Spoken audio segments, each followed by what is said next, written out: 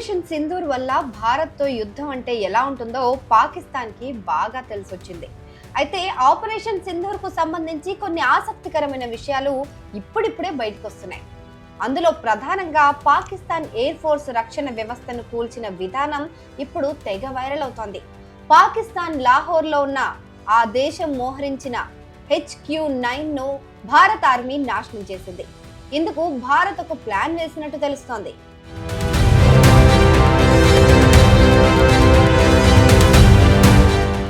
భారత్ పైన మే 9, 10వ తేదీల్లో రాత్రి వేళలో భారత్ సరిహద్దుల్లో ఉన్న నివాసాలు, సైనిక స్థావరాలను లక్ష్యంగా చేసుకుని పాకిస్తాన్ టర్కీ డ్రోన్లు, ఇతర ఆయుధాలతో దాడికి తెగబడింది. దీంతో ఇక ఏమాత్రం ఆలోచించకుండా యుద్ధం చేయాలని భారత్ నిర్ణయించుకుంది. అందుకోసం భారత్ పాకిస్తాన్లోని కీలక స్థావరాలను ధ్వంసం చేయాలని నిర్ణయించింది. కానీ వాటి ఖచ్చితమైన లొకేషన్లు తెలియదు.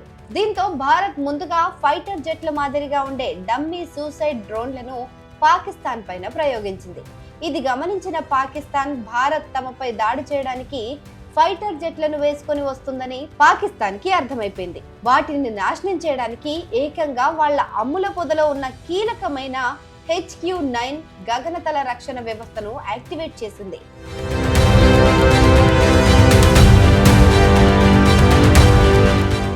ఇంకేముంది, భారత ఫైటర్ జెట్లకు అవి ఏ ప్రాంతంలో మోహరించారో తెలిసిపోయింది. ఖచ్చితమైన లొకేషన్లు కూడా తెలిసిపోయాయి.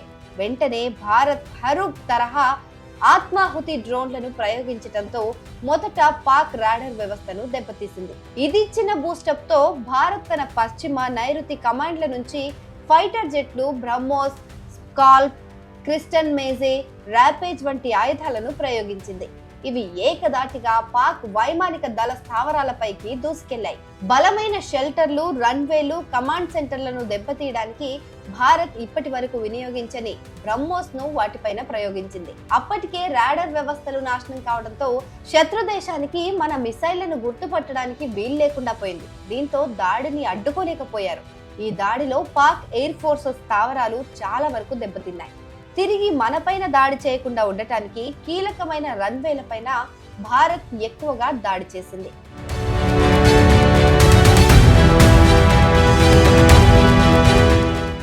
ఈ దాడి తర్వాత తమ యుద్ధ విమానాలను సుదూరంలోని ఎయిర్ బేస్లకు మార్చేసింది పాకిస్తాన్. ఈ దాడికి సుమారు 15 బ్రహ్మోస్ క్షిపణులను వాడినట్లు తెలుస్తోంది. మొత్తం మీద పాక్ కు ఉన్న 12 అత్యంత కీలక ఎయిర్ బేస్ల్లో 11ను భారత్ దెబ్బతీయగలిగింది. దీంతో పాకిస్తాన్ కు కోలుకోలేని దెబ్బే తగిలిందని ఆర్మీ తెలిపింది. ఆ తర్వాత భారత్ శాటిలైట్ చిత్రాలతో దాడి తీవ్రతను అంచనా వేసినట్టు కూడా తెలుస్తోంది.